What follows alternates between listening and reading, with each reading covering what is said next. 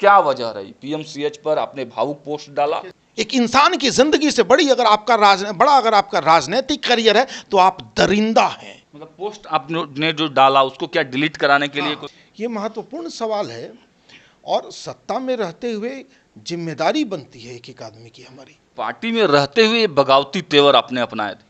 सरकार में बैठे लोग उतनी विभत्स स्थिति में पहुंची, एक बच्ची को अस्पताल में एक बेड नहीं दिला पाते हैं तो उन्हें सरकार में बने रहने का कोई हक नहीं है। और मैं तो बिहार की जनता से कहता हूं कि ऐसे लोगों को खींच के सत्ता से बाहर कीजिए। संजय जायसवाल ने भी पोस्ट डाला, उस पोस्ट को भी आपने टैग किया। संजय जायसवाल जी ऋण विहीन आदमी हैं।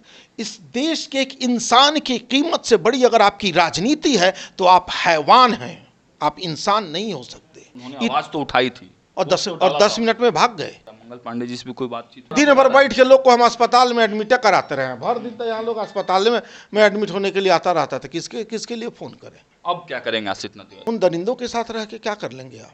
भेड़िए हैं वो राष्ट्रवाद की चादर जब हटाइएगा ना तो भीतर राष्ट्रघात निकलेगा। कांग्रेस ज्वाइन किया है आपने? कांग्रेस का हाथ अगर मजबूत नहीं हुआ तो देश दरिंदों के हाथ में चला जाएगा। पनोरमा ग्रुप, जो सोचता है वो करता है। नमस्कार, मैं हूं सागर, न्यूज हाट देख रहे हैं आप। देखिए, बिहार चुनावी मोड में है और चुनावी मोड में इतना है कि पीएमसीएच में एक दलित बच्ची के साथ क्या कुछ हुआ वो सबसे पहले न्यूज हाट और कुछ और लोगों ने मिलकर दिखाया कि 5 से 7 घंटे वो बच्ची एम्बुलेंस में भटकती रहती है और उसका इलाज नहीं हो पाता है और इलाज देर से होने की वजह से उस बच्ची की मौत हो जाती है। इसका जवाबदेह कौन होगा? कौन देगा उस बच्ची को न्याय? सरकार नीतीश कुमार की है, सहयोगी भारतीय जनता पार्टी है और भारतीय जनता पार्टी के मंत्री हैं मंगल पांडे। पीएमसीएच में ये कोई पहली घटना नहीं है। पीएमसीएच में लगातार इस प्रकार के घटना होते रहते हैं और अब आम लोग हो गए हैं कि चलिए पीएमसीएच है तो ऐसी घटनाएं होती रहेंगी। लेकिन आखिर कब तक? और इसको लेकर केवल विपक्ष नहीं खौल रहा है, इसको लेकर सत्ता पक्ष में बैठे हुए लोग भी अंदर ही अंदर खौल रहे हैं, जवाब दे रहे हैं। ऐसा ही वाकया हुआ कल, जब भारतीय जनता पार्टी के एक वरिष्ठ प्रवक्ता ने पार्टी से इस्तीफा दे दिया। अब इस्तीफा देने की कहानी क्या है वो तो हम उन्हीं से जानेंगे। स्वागत करते हैं, आसित नाथ तिवारी जी फ्रेम में हैं। भारतीय जनता पार्टी के प्रदेश प्रवक्ता पद से इस्तीफा दिया है, क्या वजह रही? पीएमसीएच पर आपने भावुक पोस्ट डाला। सागर जी, बड़ा ही संवेदनशील मामला है। एक 11 साल की बच्ची का ब्रूटल रेप हुआ। रेप करने के बाद अपराधी ने धारदार हथियार से उसका सीना फाड़ दिया, पेट में भी वो चाकू भोंका, उसको खींच दिया है, फाड़ दिया है, नीचे वाले अंग में भी चाकू मार के छोड़ा गया है। इतनी बुरी स्थिति में वो लड़की पीएमसीएच में है, पीएमसीएच के बाहर एम्बुलेंस में तड़प रही है और 9 घंटे तक पीएमसीएच में बेड नहीं मिलता है, जबकि दावा किया जा रहा है कि पीएमसीएच को दुनिया का सबसे अधिक बेड वाला अस्पताल बना दिया गया। किस मरीज को बेड देते हैं फिर आप? इतनी बुरी हालत में जो बच्ची आई उसको बेड नहीं देते हैं तो बेड देते किसको हैं? ये महत्वपूर्ण सवाल है और सत्ता में रहते हुए जिम्मेदारी बनती है एक एक आदमी की हमारी। बिहार का एक एक नागरिक सत्तारूढ़ दल की जिम्मेदारी है। उस मौके पर भी अगर सत्तारूढ़ दल काम नहीं आता है, सरकार में बैठे लोग उतनी विभत्स स्थिति में पहुंची, एक बच्ची को अस्पताल में एक बेड नहीं दिला पाते हैं तो उन्हें सरकार में बने रहने का कोई हक नहीं है, कोई अधिकार नहीं है, नैतिक अधिकार नहीं है। और मैं तो बिहार की जनता से कहता हूं कि ऐसे लोगों को खींच के सत्ता से बाहर कीजिए, अपना स्वाभिमान बाहर जगाइए। वो बेटी किसी की भी हो सकती है, आज किसी और की है, कल हमारी आपकी भी तो हो सकती है वो बेटी। पार्टी में रहते हुए बगावती तेवर आपने अपनाए थे। बगावत नहीं थी ये बगावत नहीं थी, ये तो स्वस्थ सुझाव था एक अच्छे समाज के निर्माण के लिए। अपने अध्यक्ष को, मेरे अध्यक्ष को तो पीएमसीएच जाना भी नहीं पड़ता, वो तो एक फ़ोन करते और बच्ची एडमिट हो जाती। आज वो जीवित होती, एसकेएमसीएच से वो बच्ची ठीक ठाक पहुंची थी पीएमसीएच, आज वो जीवित होती। और फोन नहीं करेंगे। संजय जायसवाल ने भी पोस्ट डाला, उस पोस्ट को भी आपने टैग किया। संजय जायसवाल जी ऋण विहीन आदमी हैं। दुर्भाग्य से वो मेरे ही क्षेत्र के सांसद हैं, पश्चिमी चंपारण जिले के, और उन्होंने मेरे पूरे पश्चिमी चंपारण का सिर शर्म से झुका दिया है। उन्होंने आवाज तो उठाई थी और 10 मिनट में भाग गए। पोस्ट डाला और 10 मिनट में भाग गए। आवाज उठाना है, आवाज उठाने का मतलब होता है आवाज उठा के टिकना, जैसे आप टिके रहे। टिकना हिट एंड रन नहीं चलता है। लेकिन फिर ठोक पार्टी जैसे भागो आप और भागो। फिर पार्टी छोड़नी पड़ती ना। पार्टी उस गरीब बेचारी बच्ची से बड़ी है क्या राजनीति?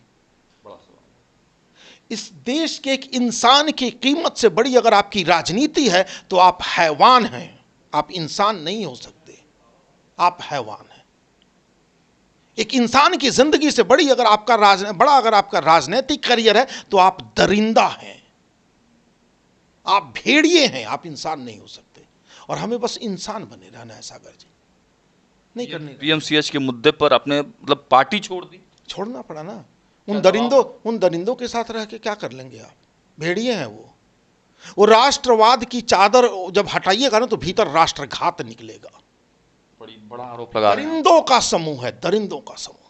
बड़ा आरोप लगा रहे हैं। उन पर कोई फर्क नहीं पड़ता है, ऐसी जान चली जाए, रेप होता रहे, पेट फाड़ दो, गला चीर दो, वो आराम से कॉफी पीते रहते हैं। कॉफी पीते रहते हाँ, उन पर फर्क। और मुस्कुरा के कहते अरे ये सब तो होता ही रहता, छोड़िए ना। ये जवाब था प्रदेश अध्यक्ष का, दिलीप जायसवाल का। बड़ा आरोप दिलीप जायसवाल पर दिन भर बैठ के लोग को हम अस्पताल में एडमिट कराते रहे। भर दिन तो यहाँ लोग अस्पताल में एडमिट होने के लिए आता रहता था। किसके लिए फोन करें? ये जवाब था।